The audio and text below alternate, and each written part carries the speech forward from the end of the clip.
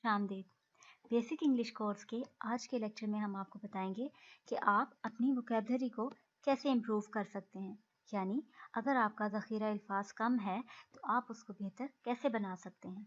इसके लिए कुछ टिप्स हैं, जैसे आप किसी डिक्शनरी को डाउनलोड कर लें और जैसे वर्ड वेब एक डिक्शनरी है उसको आप डाउनलोड कर लें, और जब कभी आपको कोई रीडिंग में या राइटिंग में, लिसनिंग में कहीं भी आपको कोई वर्ड ऐसा नज़र आए जो कि आपने पहले नहीं सुना हुआ, आप उसको उसमें एंटर करके उसका मीनिंग देखें और उसे मेमोराइज़ कर लें।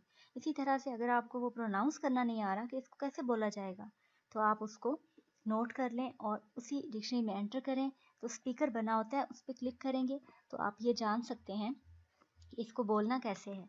और नेक्स्ट टिप ये भी है कि आप अगर इंग्लिश न्यूज़ सुनते रहें जो कि इंटरेस्टिंग भी हो सकती हैं, आप फिर सोशल मीडिया पे भी, फेसबुक वगैरह पे न्यूज़ देखते हैं या सुनते हैं, तो रिटन फॉर्म में भी पढ़ते हैं, तो वो उससे आपकी वोकैबलरी इम्प्रूव हो सकती है। इसी तरह से नेक्स्ट टिप ये है कि आप कोई वोकैबलरी टेस्ट ऑनलाइन पास करें। जैसे बहुत से ऐसे सॉफ्टवेयर होते हैं जिसमें कि वोकैबलरी के टेस्ट लिए जाते हैं।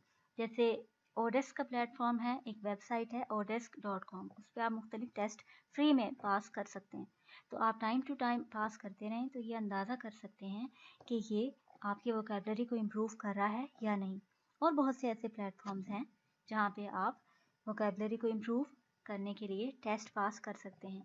ऑनलाइन टेस्ट होते हैं, उसकी टाइम लिमिट भी होती है और आपने उसके अंदर अंदर ही उनको परफॉर्म करना होता है, तो आप इससे बहुत कुछ सीख सकते हैं।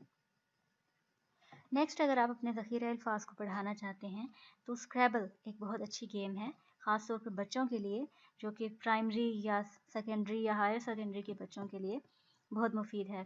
स्क्रैबल के ज़रिए आप ना सिर्फ एंजॉय करेंगे बल्कि सीखेंगे भी।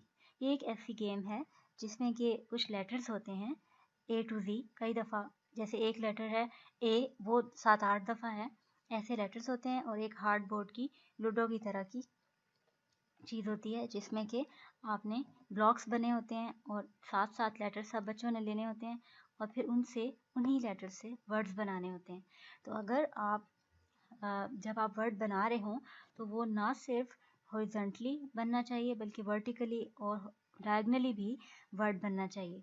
तो इससे आपकी वोकैबलरी इम्प्रूव होती है, बार बार खेलने से इंटरेस्ट भी पैदा होता है और आप नोट करते हैं कि पहले आपकी वोकैबलरी इतनी अच्छी नहीं थी और अब इम्प्रूव हो गई है।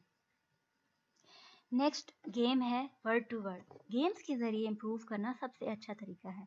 वर्ड टू वर्ड गेम में एक बच्चा अगर कोई एक वर्ड बोलेगा, जैसे ईगल, तो दूसरा उसके एंड पे आने वाला लेटर, जैसे ईगल के एंड पे ई आता है तो उससे वर्ड बोलेगा। जैसे उसने एग बोला तो अब उससे नेक्स्ट बच्चा जी से कोई लफ्ज़ बताएगा।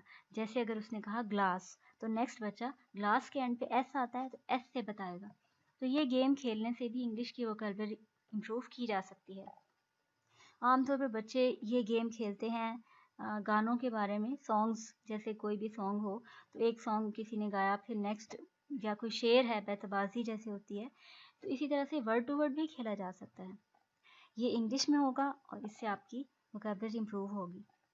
इसी तरह से एक गेम है जंबल्ड स्पेलिंग्स गेम। इसके ज़रिए भी वोकैबलरी इम्प्रूव हो सकती है। इसमें ये होता है कि कोई भी वर्ड दिया जाता है जिसके लेटर्स को आगे पीछे करके लिख दिया जाता है और फिर आपको कहा जाता है कि आप ये बूझें कि ये कौन सा वर्ड है।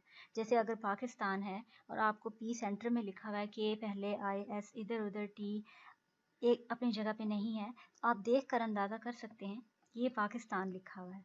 इसी तरह से और बहुत से लफ्ज़ होते हैं, इंग्लिश के कोई भी वर्ड्स हो सकते हैं, तो बच्चे भी आपस में खेल सकते हैं कि ये बूझो कि मैंने कौन सा वर्ड राइट किया, तो वो उसको आगे पीछे करके वर्ड बनाते हैं।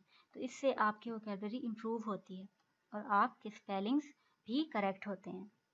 ऐसे बहुत से टेक्निकल और मुश्किल अल्फाज भी होते हैं जिनको आप इस गेम के ज़रिए सीख सकते हैं। तो ये तो थी वोकैबलरी को इम्प्रूव करने की टिप्स। नेक्स्ट लेक्चर में भी हम आपको मज़ीद